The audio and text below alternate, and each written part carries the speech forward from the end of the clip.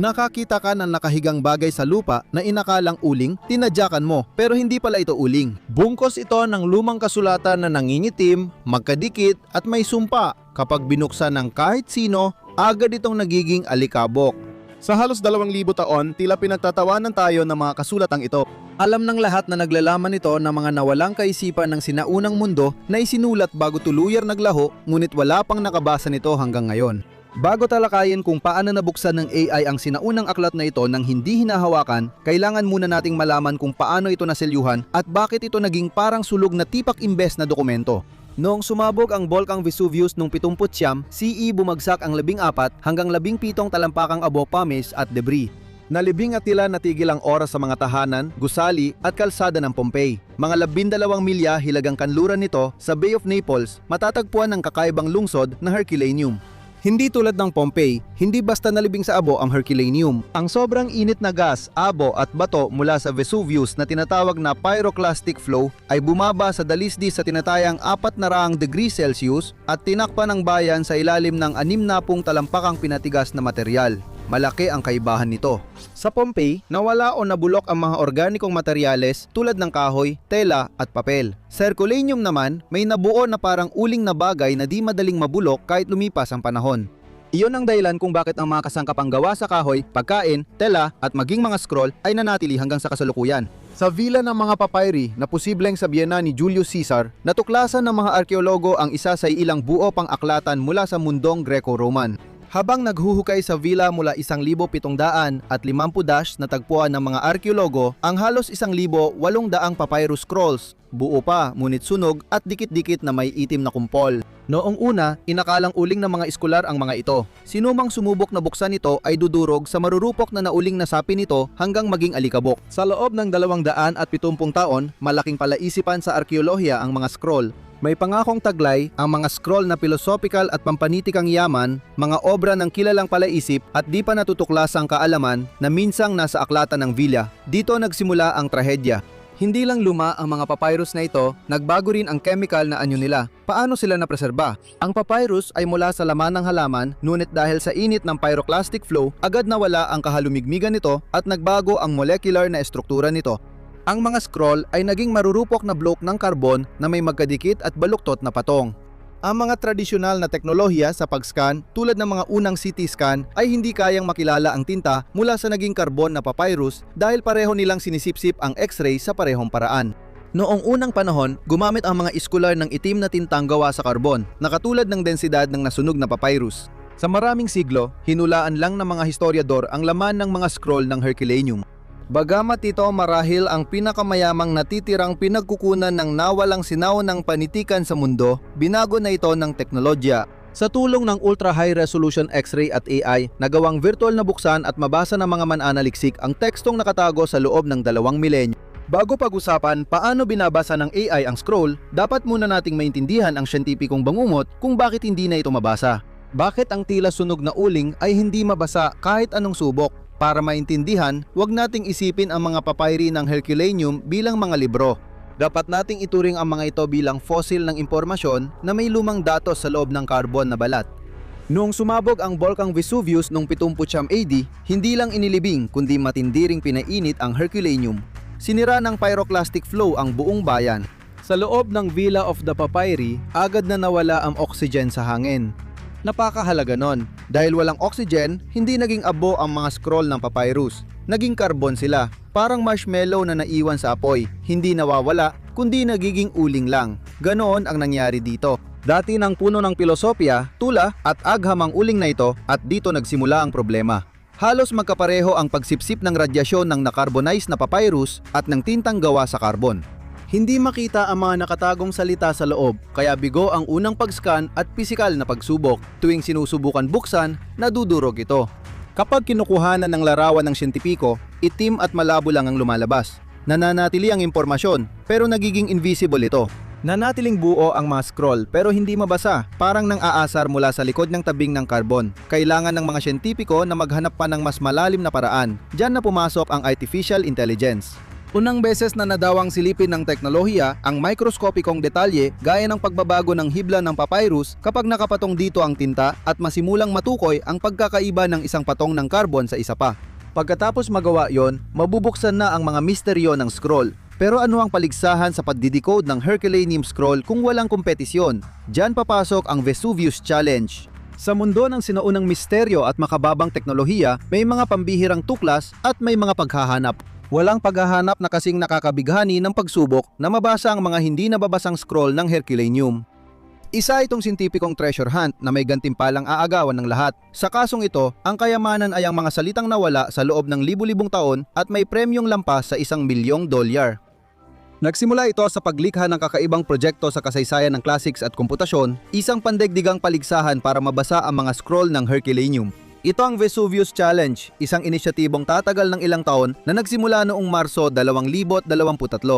Inilan ang pera sa sinumang makakalutas kung paano mababasa ang mga uling na scroll nang hindi binubuksan. Hindi gaya ng karamihan sa mga gantimpalang pang-agham, hindi ito medalya o titulong pandangal. Totoong pera ito bilang insentibo para sa pinakamahuhusay sa machine learning at imaging sa buong mundo. Isipin mo ang eksena. Mga estudyante, mananaliksik at hobbyist programmer ay nagsusuri ng mga larawan ng nangingitim na scroll, tinuturuan ng computer makita ang hindi kayang makita ng tao. Hindi nabasa ang mga scroll kahit anong pagsubok, tila isinara ng bulkang Vesuvius ang sinaunang kaalaman at itinapon ang susi. Ang Herculaneum scrolls ay naging pinaka-aasam-asam na mitiin ng classical na pag-aaral at computer science.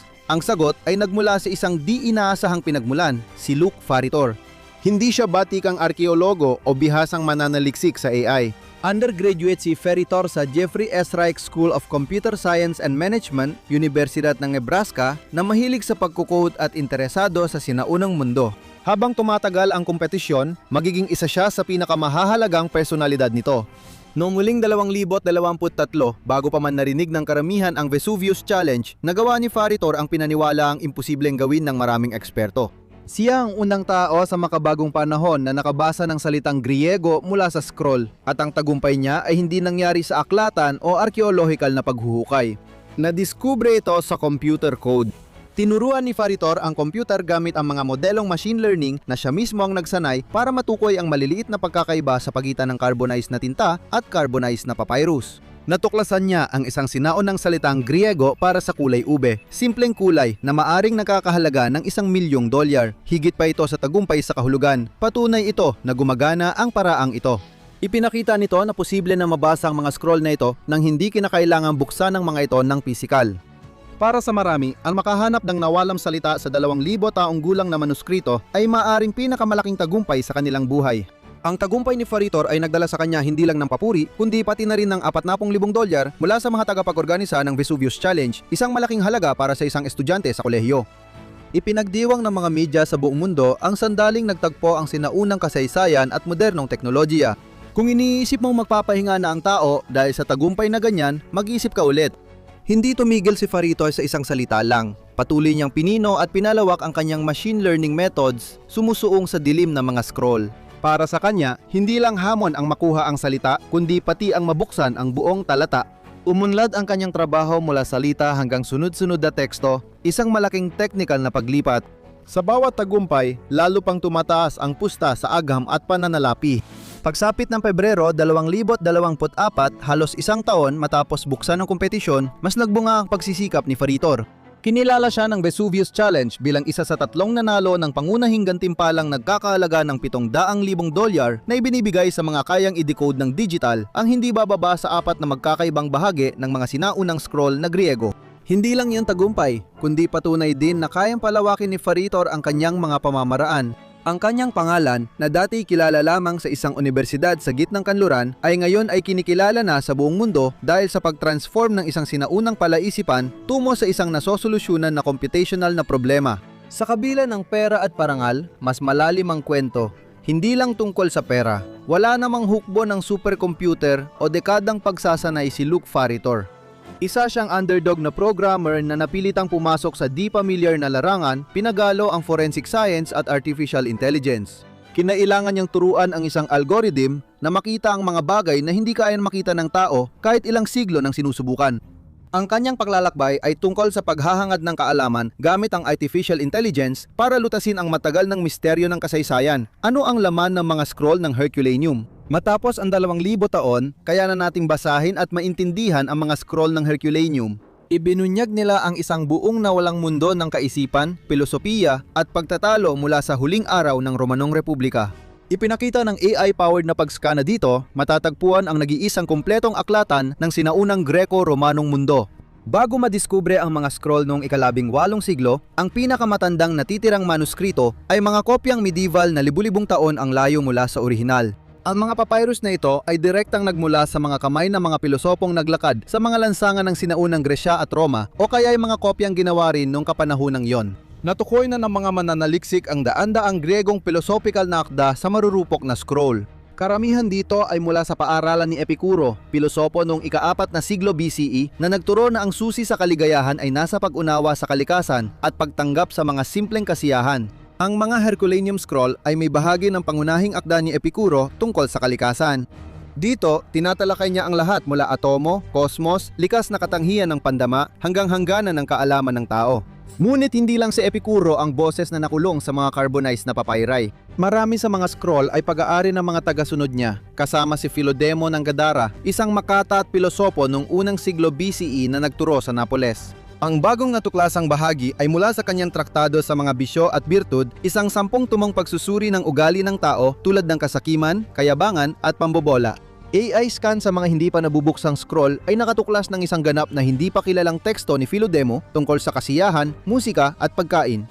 Ngayon, may mga bagong pangungusap, talata at kabanata na lumilitaw. Hindi lang dito nagtatapos. May sanggunian din sa karibal na paaralang Stoic ang mga scroll, kasama ang posibleng akda ni Crisipo ng Soli, isa sa pinakamaraming naisulat na pilosopo. Sabi ng sinaunang sanggunian, mahigit 700 aklat ang naisulat ni Crisipo pero wala ni isang kumpleto ang naligtas hanggang ngayon. Maaring nagbago na ito. Habang ang mga pira-pirasong bahagi ng kanyang mga akda ay natagpuan sa mga pisikal na nabuksang scroll ilang dekada na ang nakalipas, umaasa ang mga eskolar na muling bubuhayin ng AI ang mga kumpletong nawawalang akda ng isang pilosopong humubog sa pundasyon ng kanluraning etika at lohika. Kahanga-hanga ang tuklas na ito dahil sa laki nito. Ang Villa of the Papyri, kung saan nahanap ang mga Herculaneum scroll, ay tinatayang may 1,800 scroll. Ngunit ang mga nascan at nabasa pa lamang sa ngayon ay humigit kumulang 5% ng isang scroll. Marami pa ang nananatiling nakabaon sa ilalim ng bulkanikong bato, nakakulong pa rin sa mga mas mababang bahagi ng sinaunang villa. Ayon sa mga eksperto, posible pang may iba pang aklatan sa villa. Hinala ng ilang arkeologo na baka may isa pang aklatan sa ilalim, puno ng mga akdang Latin kaysa Griego na posibleng magbago pa sa ating pag-unawa sa kulturang Romano, agham at politika. Sa mga nakaraang taon, natukoy ng mga mananaliksik ang buong talata, pangalan ng may akda, pamagat ng aklat, pati lagda ni Philodemo at bahagi ng kanyang pampanitikang pagsusuri. Nakakamangha ang katumpakan ng imaging ngayon. Sa high-energy X-ray tomography, natutukoy ng siyentipiko ang maliliit na pagkakaibang densidad na ilang micron lang. Mas manipis pa yon sa buhok ng tao. Sa AI pattern recognition, ang maliliit na pagbaluktot ay nagiging mababasang mga titik na Griego. Ang dating malabong carbon ay naging malinaw na teksto. Kahit kamangha-mangha ito, simula pa lang, malayo pa ang katapusan ng kwento. Ayon sa mga eskolar, kung kahit kalahati ng natitirang scroll ay mababasa, maaaring makuha natin ang daan-daang nawalang akda, dula, tula, siyentipikong traktado at pilosopikal na dialogo na akala'y nawala na. Ano pa kaya ang matutuklasan natin? Kung 5% pa lang ng scroll ang nabubuksan, ano pa ang naghihintay sa natitira? Sa ngayon, hindi pa natin alam. Ang ating mga natutuklasan ay maaring baguhin ang pag-unawa natin sa sinaunang mundo. May mga scholar na naniniwalang ang mga natitirang scroll o iba pang hindi pa natutuklasan ay maaring may akdang kilala lang sa pira-pirasong bahagi o sabi-sabi. Kasama rito ang mga nawawalang dula ni Sophocles o Euripides, tomo ng politika o poetika ni Aristotle at siyentipikong traktado ni na Archimedes, Hippocrates o Hero ng Alexandria na may teknolohiyang nawala sa kasaysayan. May ilan ding umaasang mas malalim ang matutuklasan. Maaring may mga orihinal na manuskrito ng mga nawalang historiador tulad ni Livius o Sallust o mga sulatin ng mga unang makatang Romano na nawala na ang tinig. Kung may ikalawang aklatan sa ilalim ng villa na may Latin na aklatan, posible tayong makahanap ng mga personal na liham, tala ng pamahalaan o siyentipikong akda na wala ng ibang kopya. Ipinapakita ng mga nabasang scroll ang sibilisasyong malalim mag-isip sa moralidad, kasiyahan at kalikasan. Inilalantad nila ang mga isipan na humaharap sa mga tanong na tinatanong pa rin natin ngayon. Ano ang nagpapabuti sa buhay? Ano ang kaalaman? Ano ang kabutihan? Kung ang iba pang mga scroll ay naglalaman ng mga akda mula sa mga karibal na paaralan tulad ng mga Stoic, Platonista o Aristotelian, maaaring malapit na nating mabawi ang mismo mga debate na humubog sa kanluraning telosopiya.